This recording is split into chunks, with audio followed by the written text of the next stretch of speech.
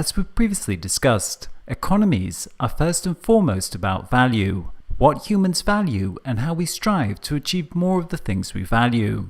To have an economic system, the first step is to take account of this value that exists within the system. The foundations of economics is being able to securely represent the underlying resources and exchanges within the real economy in some information system which we can then use to virtually exchange, analyze, or otherwise alter in various ways.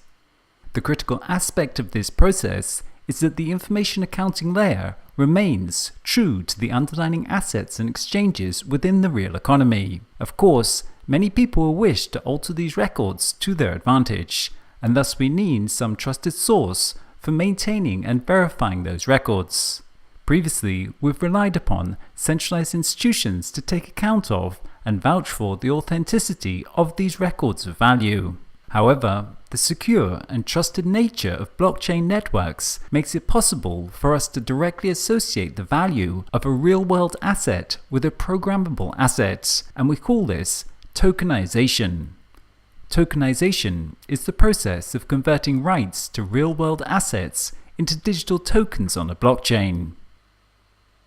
Previously, we could not create trusted records of value without the support of centralized institutions. Creating token systems at large scale has previously been the purview of states and empires. The implication of having an automated distributed system like the blockchain is that everything could be securitized by everyone as we greatly expand our capacity to define, measure, and exchange value of all kinds. We can now set up blockchain networks that can store records of value and be trusted by members involved without anyone actually controlling or really owning the network. The implications of this are many-fold. Firstly, we no longer depend upon lengthy and often expensive bureaucratic procedures for the registry of valued assets. People can literally securitize their own assets and have them validated by the network. Secondly, we are no longer confined to assets that are large enough to be worth some centralized institution recording and tracking them. With digital technology, the cost of doing this is so low that we can securitize almost anything, and with personal and mobile computing, people can do this themselves. Thirdly, with parallel advances in big data and pervasive sensing, mobile computing and social networking, we're now able to track more types of value that previously went unaccounted for and assign tokens to them. Lastly, we should consider the implications of blockchain tokenization, as token economies shift the locus of power both outwards to the individual and to the networks that maintain these economies.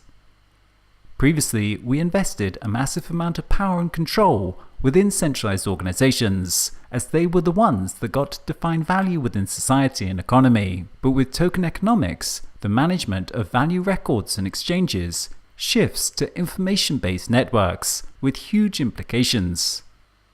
Centralized systems of organization for the recording and validation of assets have advantages, but they also have their limitations.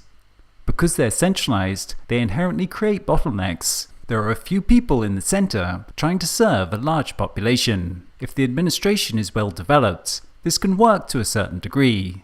Land registry in places like Germany and Singapore may work well, but for most of the world it doesn't work so well. In places like India or Africa, centralized institutions are overwhelmed and under-resourced to provide for the mass of people, and as a consequence, the majority of our global economy is undocumented and informal, not having access to legal rights, financial services, etc. Likewise, centralized systems require many layers of hierarchy and regulation to ensure that people are acting according to the mandate of the organization. As the system gets larger, more and more layers of bureaucracy build up. Take for example the administration of organic farming in a country like Ireland. There may be an organization for assessing and certifying the farmers, which will be assessed in turn by some national authority, which may in turn be assessed by the European Union. These different layers of bureaucracy create high overhead costs and over time build up into inert structures. the formal proceedings of large, bureaucratic systems is often overbearingly complicated and expensive for the majority of people to avail of them. For example, if you look at the administration that lies behind trying to issue 100 million shares and all of the different institutions you have to pay to keep shares and register them, to distribute them, keep track of them, and regulate the whole system. It takes an enormous amount of work, effort, and costs. Thus, most companies do not get access to global capital markets via the offering of shares. With the tokenization of assets, they move onto a digital exchange, where they can be exchanged at a very low cost and in very small increments. Something like a building can be tokenized, and instead of having to buy the whole building with huge legal and regulatory overhead costs, you could now purchase 1 square centimeter of the building in seconds with very little overhead costs, and you could do that anywhere on the planet. Thirdly, information technology is expanding our capacity to quantify value, and tokenization enables us to capture different forms of value: social capital, natural capital, financial capital, etc. The thing to appreciate is that this goes far beyond the blockchain. This paradigm shift in economics is possible because of very fundamental changes in information technology that go far beyond blockchain networks themselves. A key aspect here is datafication, the fact that we're quantifying and turning more and more aspects of our world into data and creating what we call big data. In a world of scarce information, we were limited in what type of value we could quantify and how much we could keep track of. But in a world of pervasive information and communications, we find that we're spontaneously quantifying and tracking all sorts of new forms of value that previously went unaccounted for. Social networking is but one good example of this. Token systems enable us to ascribe value to everything that we value and create markets around that. One of the great advantages of token economies is that we can create token networks for the things that people value. In our existing economy, we are fully dependent upon centralized institutions to define value. Centralized organizations will only do things that are in their interests. If something is not in the mandate or interests of a centralized organization, we find that it will not get done. We may find that it is not in the interests of any centralized organization to remove the trash from the side of the road, but by creating a token system, we can incentivize people to clear the rubbish. In the traditional free market system, we may not be able to place a value on the functionality of an ecosystem, and the government authorities may have every incentive to simply sell out the nation's natural resources. But by creating an eco-token, we could try to capture and manage that value via a distributed token network. Take, for example, Plastic Bank. Plastic Bank is a social enterprise that creates environmental impact in areas with high levels of poverty and plastic pollution by turning plastic waste into a cryptocurrency.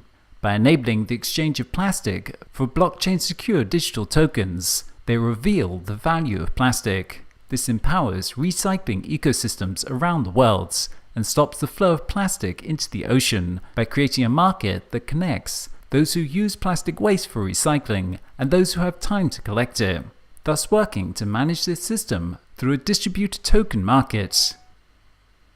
The capacity for communities of people to directly define what they value and create economies around that without depending upon a centralized organization to do that for them is a true revolution.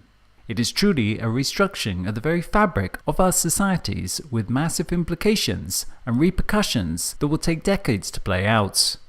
It removes current bottlenecks that have limited the availability of formal economic and financial structures to a small minority of the global population and make it possible to extend the most advanced and sophisticated legal frameworks and market mechanisms to everyone on the planet.